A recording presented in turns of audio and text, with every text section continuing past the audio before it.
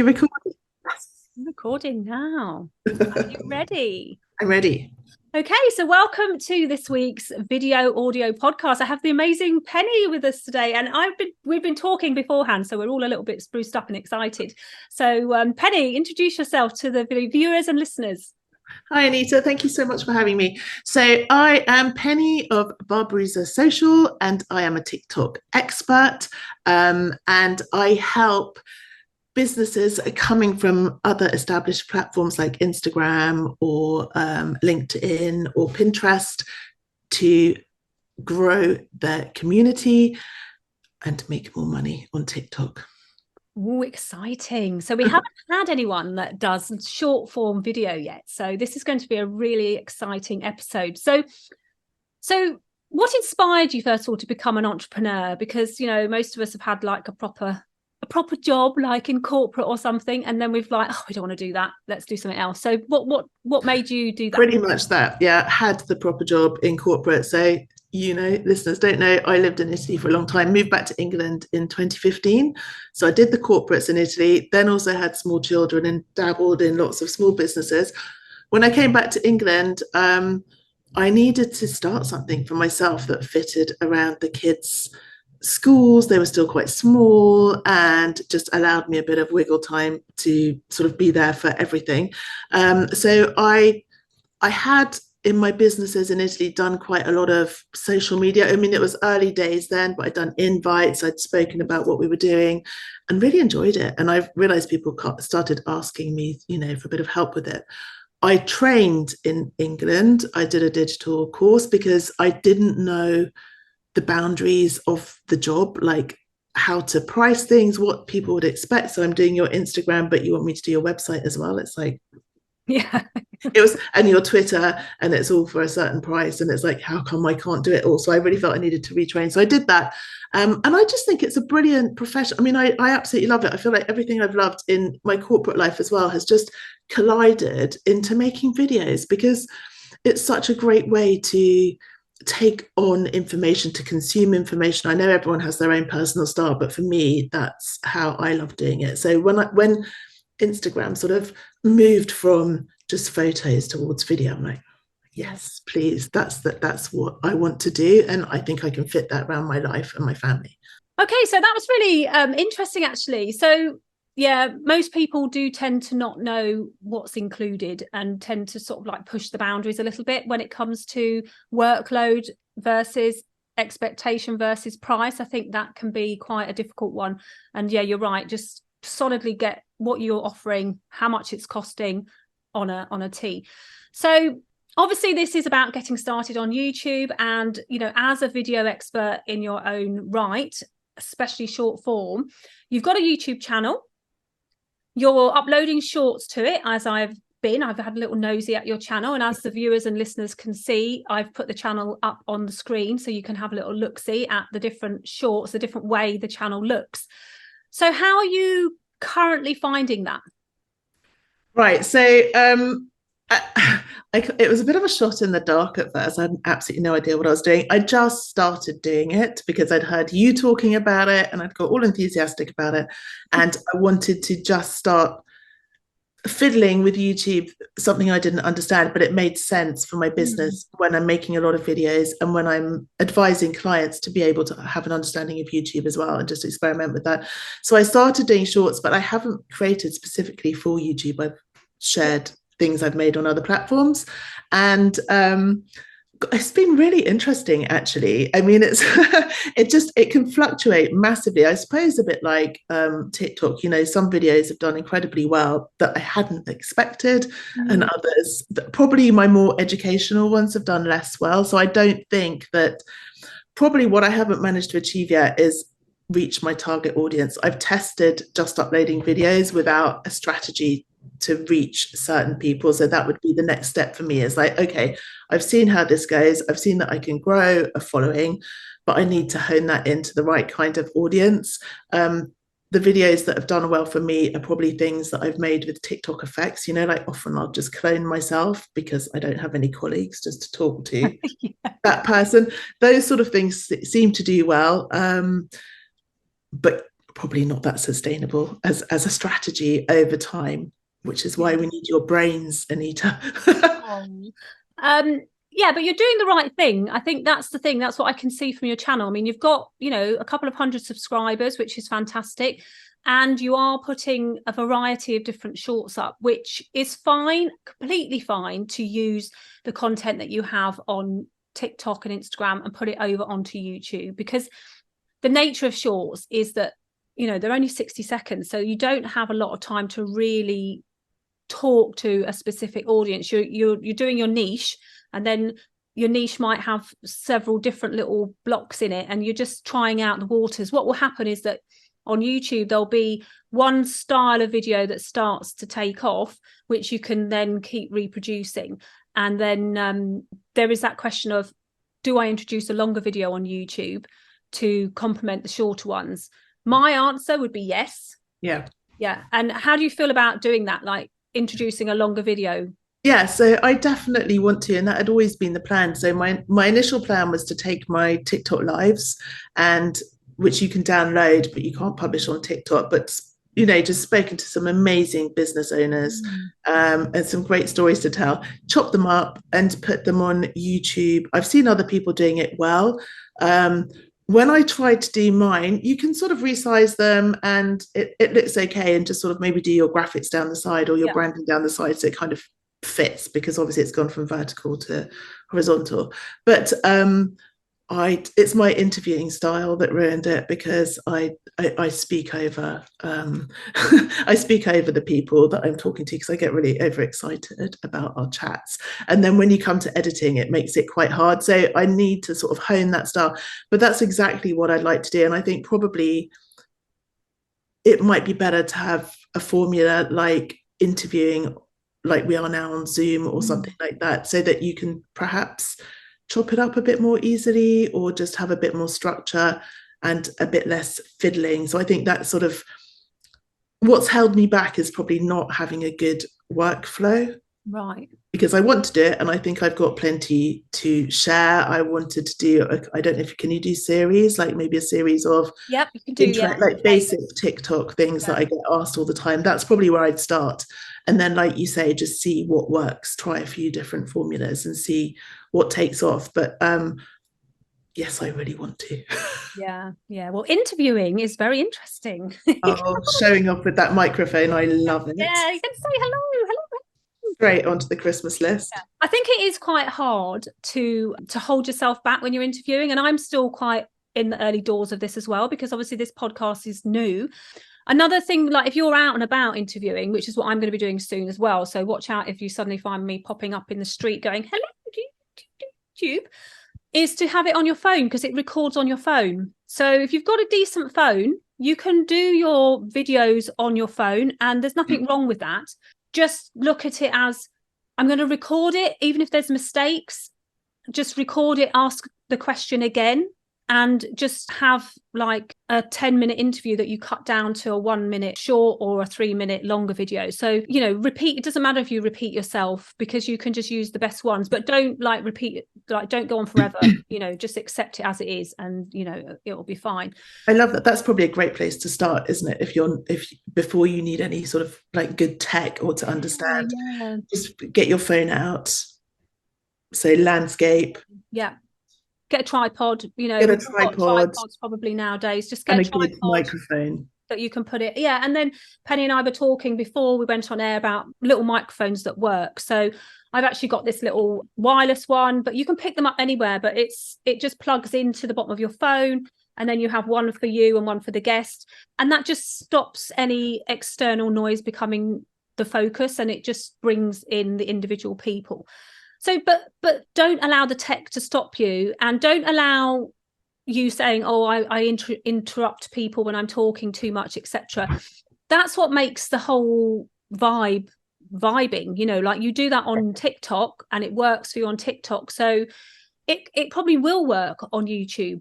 Just start them off there, get them on, and then, improve as you go along, because we're all still learning. I'm still learning. Every time I look at something I do, okay, so how can I do that better, or how can I do that differently, so that it might be easier for my audience to understand what I'm doing, you know. And I think it comes down to just practice makes perfect, and don't be afraid to put the practice bits out there, especially on YouTube, because it isn't that what most people perceive as being that big, polished, scary platform.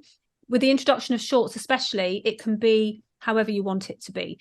And if your audience is connecting with you, they'll stay with you and they'll grow. That's great advice. Thank you. Yeah, I just need to get over myself, maybe, which is what I tell my clients to do on TikTok. Yeah, and it's easy for us to say that, but doing it is a different thing. But you definitely be able to do it. So so Instagram and TikTok, why do you love them so much?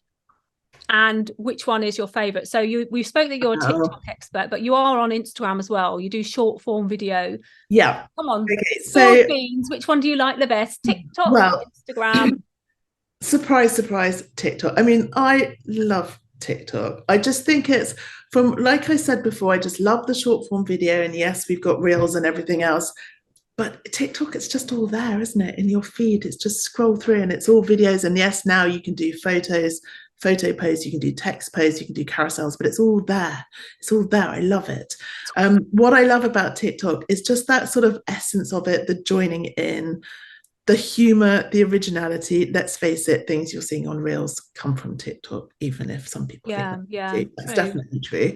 I just feel like you can be yourself, whereas, and I really like Instagram, and basically my clients, I'm on Instagram because my clients are on Instagram. So that's who's feeding into my courses or coming to webinars with me. It will be people who are established on Instagram and are just looking to build a new audience. They might have sort of like shared as much as they can or just ready to do a bit more. So I go there too. The problem with Instagram is it don't like you talking about TikTok or CapCut. It's like, yeah, just stop you there. Algorithms like, no, we won't be feeding that one out. So that's my excuse anyway.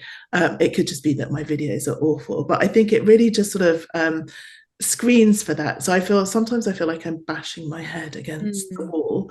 But I think Instagram is still brilliant for stories. Love a scroll through the stories. I think they're superb. The reels, I kind of think there's not much original stuff there if you're already looking at TikTok.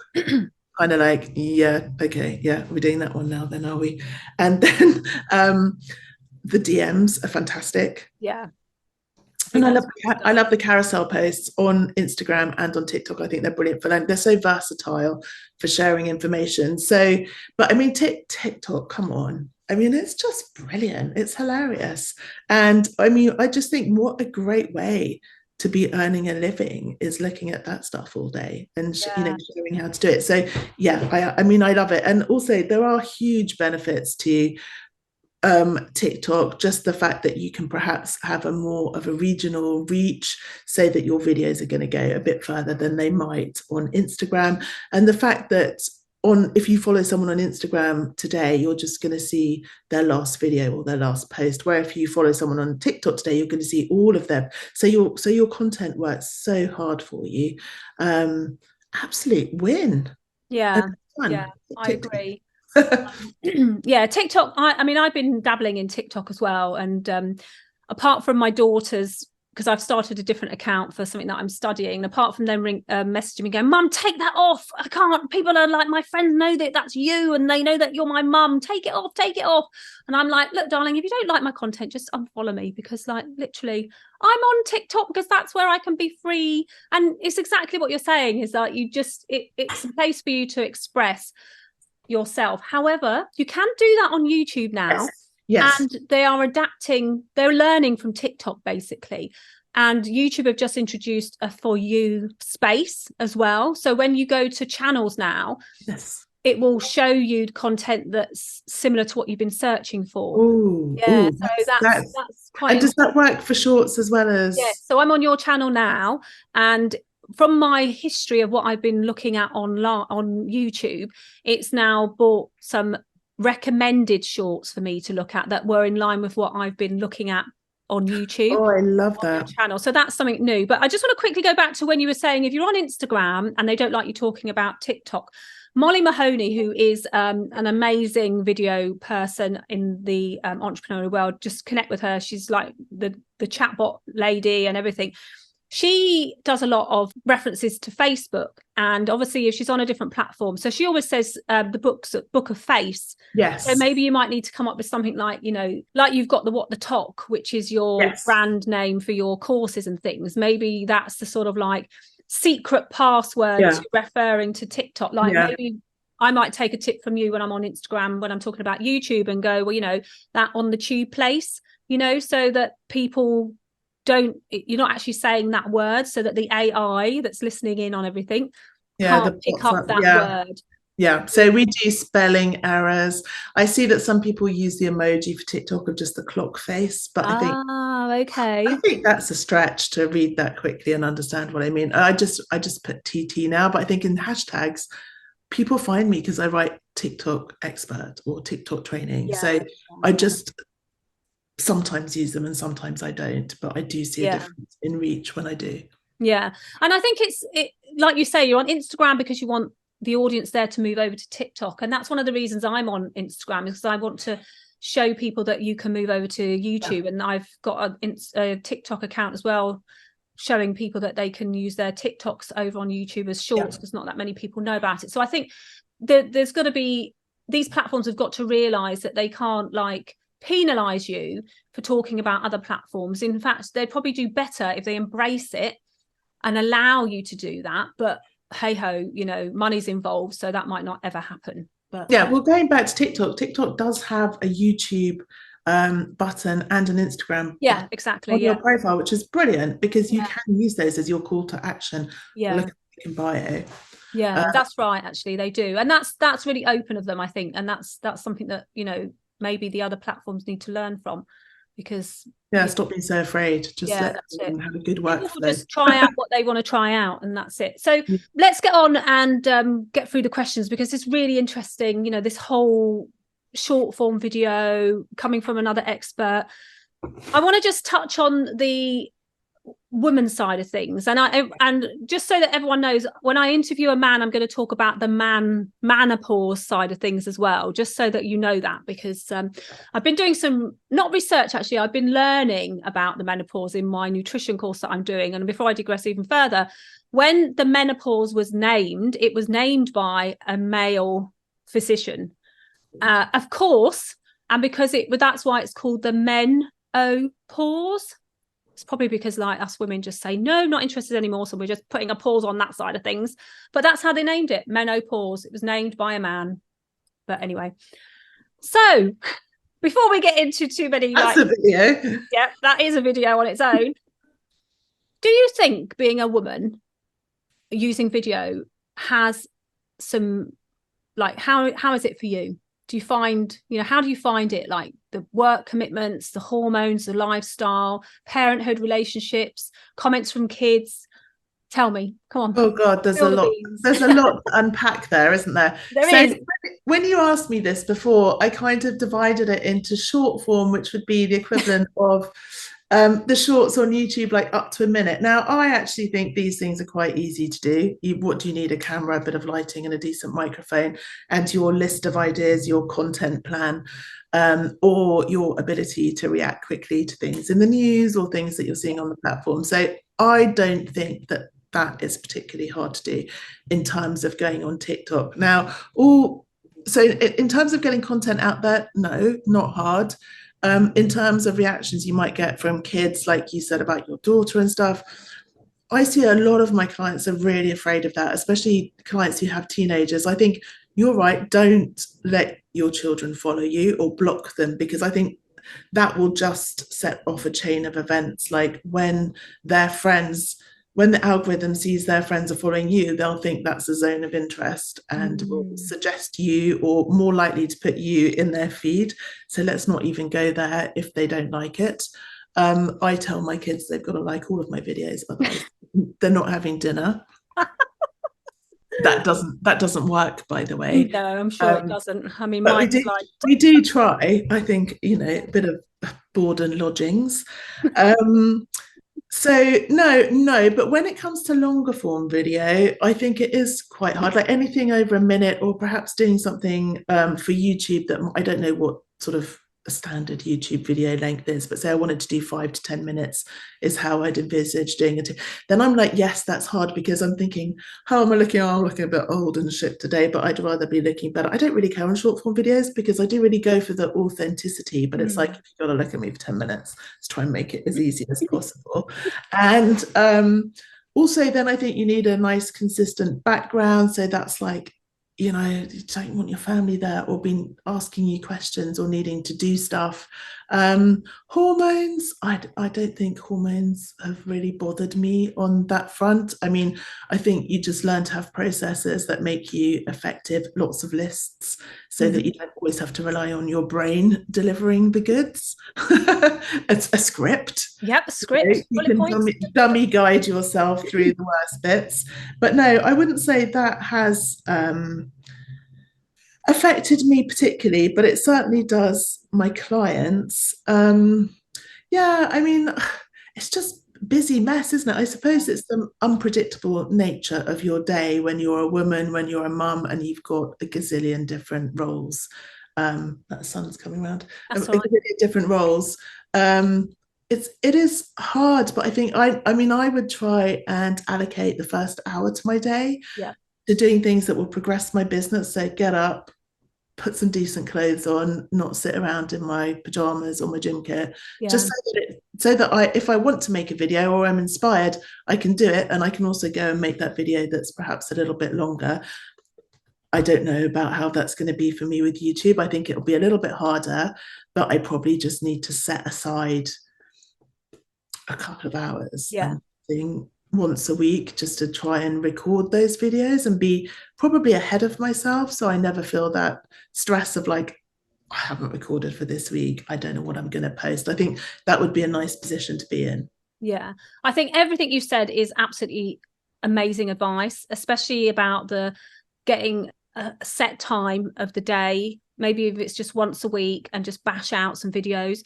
In regards to the length, I always say the video just needs to be as long as it needs to be for you to deliver the content, and no longer. So don't feel that you need to like fill the gaps up.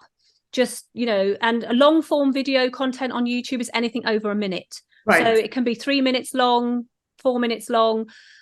If you're wanting to please the algorithm, the longer somebody stays on your video on YouTube, the better. But that can be multiple videos, and there are settings in your account that you can recommend other videos at the end or nearing the end of your video. So once you've got over the main points of it, you can have pop-ups come up saying, oh, watch this one instead, or watch this one as well, and they go to that. Or like you said before about having a series, that's known as a playlist.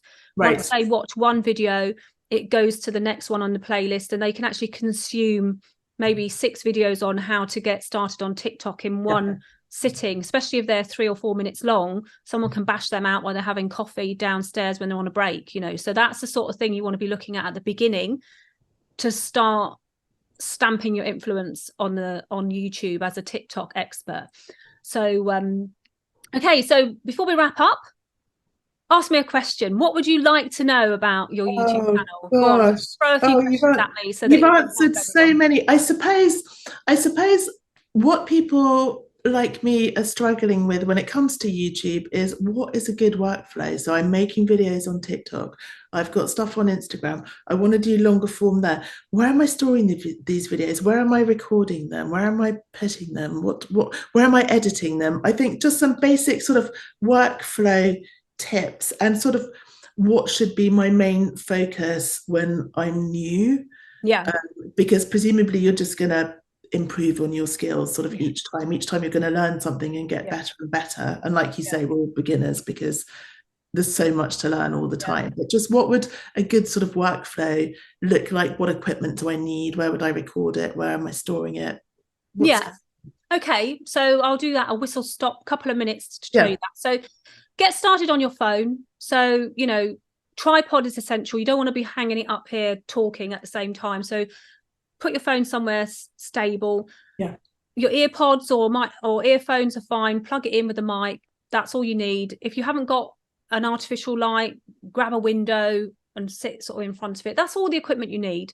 I would say try and get somewhere reasonably quiet. So like you said, if it's the morning that you're going to do your recording, you know, you've got the kids to school or hubby to work or partner to work or whatever, then, you know, you've got a little bit of quiet time. Planning wise, what I would do is, and this is something that I'm really, really sort of passionate about telling you. So you're a TikTok expert. So you write that at the top. I'm a TikTok expert. Name 5 things that your audience needs to know about TikTok. So list 5 things. And then each one of those, list another 5 things about that one thing you said. Immediately, you have 25 video ideas. That's your like ideas done. Workflow wise, I would personally go onto YouTube and search in the search bar what other people are looking at. So put one of those ideas you've got into that search bar. YouTube's very good because what it does is when you start writing, it will give you what people are searching for. So when say like if you say like, how do I get started on TikTok? It will have something at the end of that, like for beginners, for business, for creators, for musicians, whatever. So Are choose those one. keywords? Are those keywords? Yeah, they're the keywords. So choose one that's relevant to you. When you click on it, it will give you a long list of videos that are the same as that search that you put. And you're right, the search is made up of keywords, and that's what YouTube uses. The same way as if you go into Google and type in, how do I cook an egg or whatever, it will give you like all the different options. So you do the same in YouTube. Those videos that you see, look at the ones that are doing well, and then look again at the ones that are from accounts that aren't very big. So don't like choose the accounts that got millions of subscribers, because their videos are doing well because they've got millions of subscribers. They might not be doing well because they're good content. They might just be doing well because they've got the audience already. So look at the ones that haven't got as big an audience, then click on that video, have a little listen. If it's a couple of minutes long, see what it sounds like, but then go into their comments. What are people asking? The comments are a really rich area for you to find content. And then once you've got those ideas, spend a bit of time, you know, in your own mind, right? So what am I going to share? And then just crack it out. Put your phone on and just say it, be as natural as possible. And just what I would recommend in the first sort of 30 seconds is tell people what they're getting. Don't worry about the introduction of who you are. Just go on and say, hi, today we're going to talk about how you can change your profile picture on TikTok. And then go, hi, I'm Penny and this is what I do. Right, let's go. You know, and that's it. Because what happens at the beginning of a video now is that the thumbnail disappears and you get a little play when you hover over it. So it's really good idea there to have some sort of writing that says, you know, learn how to change your profile picture on TikTok, you know, while you're talking. So people can look and go, oh, that's it. That's what we're going to learn. Ooh. And then, sorry. When you record, would you record on your phone, just on your phone app, and then upload it to the YouTube Creator Studio? What's it called? Creative Studio. So do it on your phone. And then if you want to edit, use one of your phone edits. So you probably use CapCut. I use InShot. So any of those ones that you can use on your phone. So CapCut, InShot, any of those ones.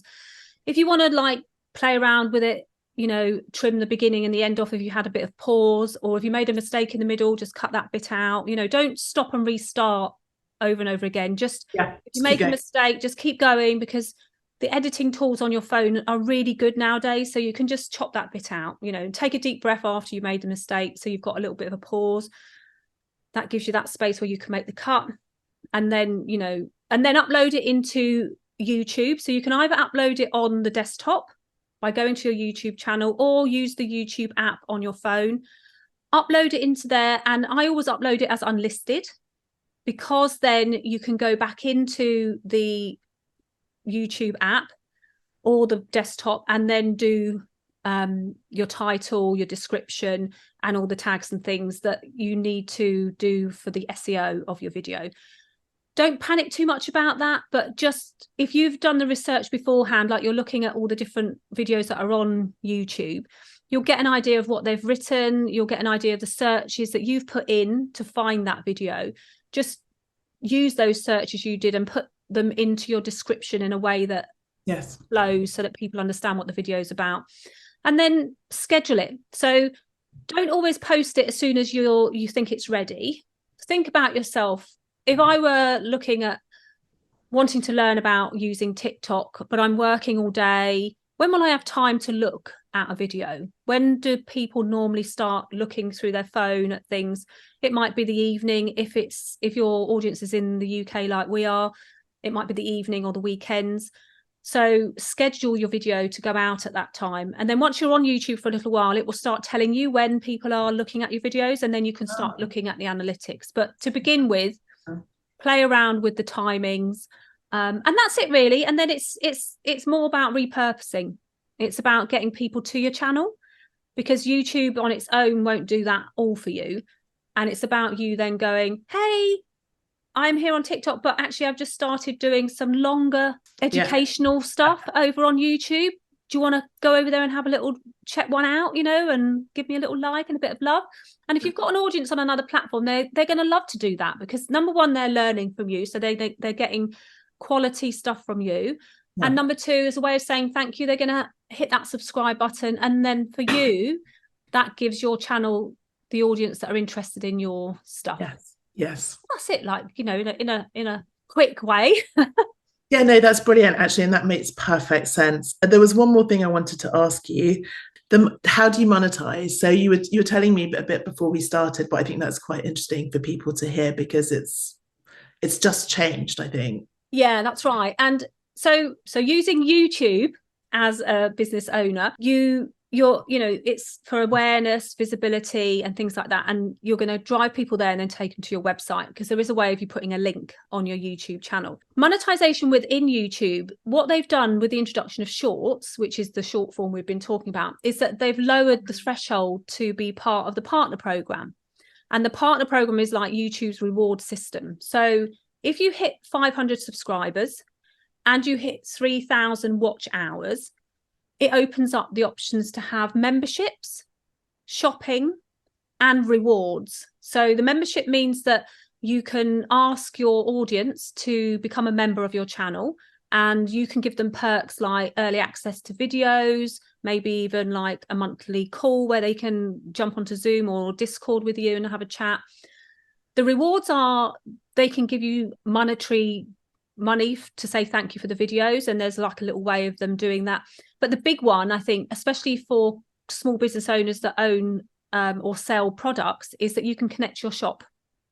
Yeah. So you can have your video. That's amazing. Yeah, so you can do a short video, and if you have a shop on, say, for example, Shopify, you can actually tag that product in your video. So while you're talking about it, so say like if you sell lipsticks or something, so while you're talking about the lipstick, there'll be a little tag here that shows your product, and then the audience can just click on it and it will open up that product and it will take them to your website for them to actually make the transaction, which is like, that's amazing. And can you do that for digital products as well, or is that just physical products? It can be digital, but only if it's through the approved retailer. So Shopify obviously does digital and products, but I think it's more what you deliver, like a physical product rather than an online thing. But having, I suppose that's why some creators create t-shirts and hoodies for what they merch in relation to the merch in relation to their brand, and then you take them over to their Shopify store or their other,